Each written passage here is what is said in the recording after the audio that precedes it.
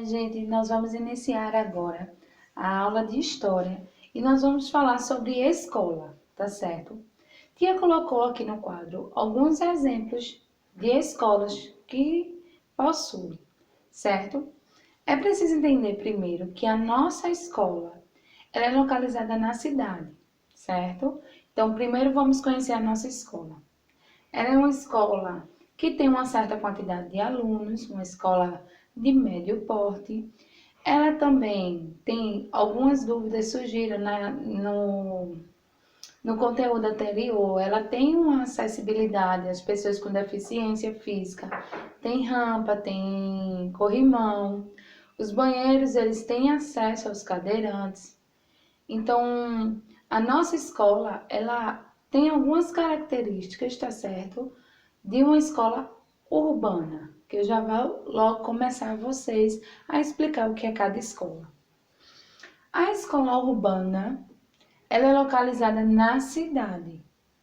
Ela não é no campo, não é em uma aldeia, ela é localizada na cidade, assim como a nossa escola e muitas outras escolas que nós temos aqui em Limoeiro, que elas são localizadas na cidade. Então, escolas urbanas, elas são de fáceis acesso, elas são localizadas na cidade. As escolas rurais são aquelas escolas localizadas no campo, onde é mais distante do comércio, onde é mais distante também das grandes cidades. Um exemplo de escola que a gente tem nas áreas rurais são as escolas municipais, aquelas que são da prefeitura. Existem escolas também particulares, mas aqui no nosso município a gente consegue mais, é mais visto, a gente conhece mais as escolas rurais do município, que são as escolas em Duas Pedras, em Ribeiro do Mel, em Lagoa Comprida. Então, são mais afastadas, são escolas rurais. Elas são um pouco diferentes das escolas urbanas. Algumas ainda são bem antigas, o telhado ainda não é coberto de gesso, ele é só telhado de telha. As ruas que cercam a escola, elas não têm o asfalto, elas ainda são de barro, de terra. Então, tem algumas características que a gente consegue identificar qual é a escola da cidade e a escola do campo. As escolas quilombolas são aquelas escolas que ali estão inseridas em quilombos. Tia, e o que são quilombos? Quilombos, minha gente, são pequenas populações de afrodescendentes, certo? Aqui no nosso país, a gente não tem quilombos, mas quando a gente vai lá para o continente africano, a gente consegue entender que ainda existem alguns quilombos, tá? Os quilombos, as escolas quilombolas hoje em dia, elas sempre vão retratar, sempre vão falar muito da questão africana, da questão afrodescendente, a cultura afrodescendente. Vão falar da alimentação, da feijoada, certo? Vão falar das músicas, da dança, do axé. Então, elas são voltadas para a cultura afrodescendente, a cultura africana. Então, além dos conteúdos normais, ela também vai falar sobre a cultura quilombola. Já a escola indígena, ela é mais inserida ali nas aldeias.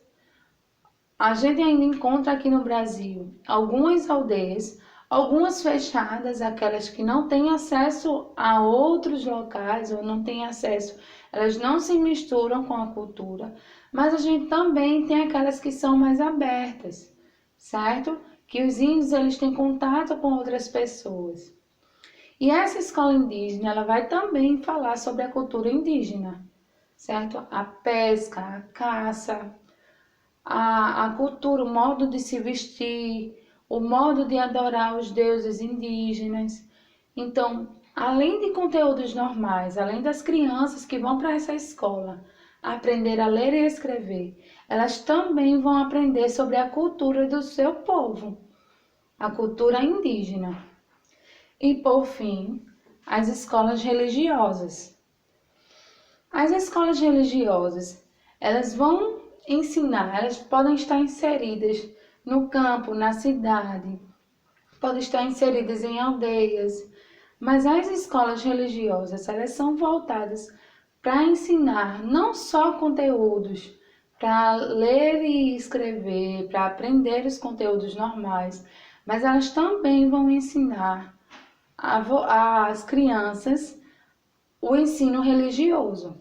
Pode ser católico, evangélico, umbandista. Então, tem vários tipos de religiões e vários tipos de escolas religiosas. Nós temos um exemplo de escola religiosa na nossa cidade. A escola que se caracteriza como escola religiosa é o Regina Coeli, certo? Ele é voltado para o ensino católico. Além de se ter um conteúdo normal que a gente aprende, tudo que a gente aprende, a escola de lá também aprende, mas a mais, eles estão ali aprendendo sobre o conteúdo religioso, tá certo? Mais à frente tem outro conteúdo também sobre as diferentes escolas.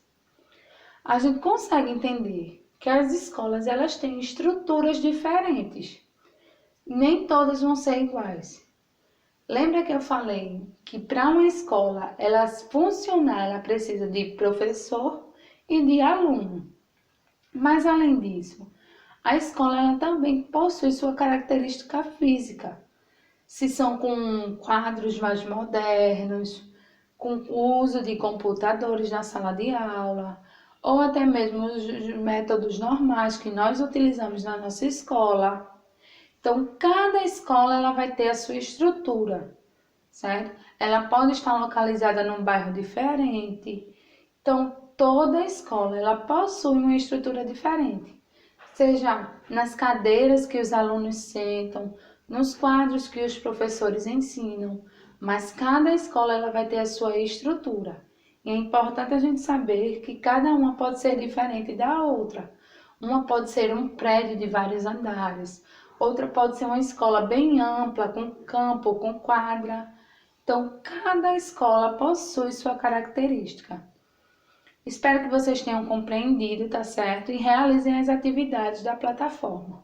Um beijo e até a próxima!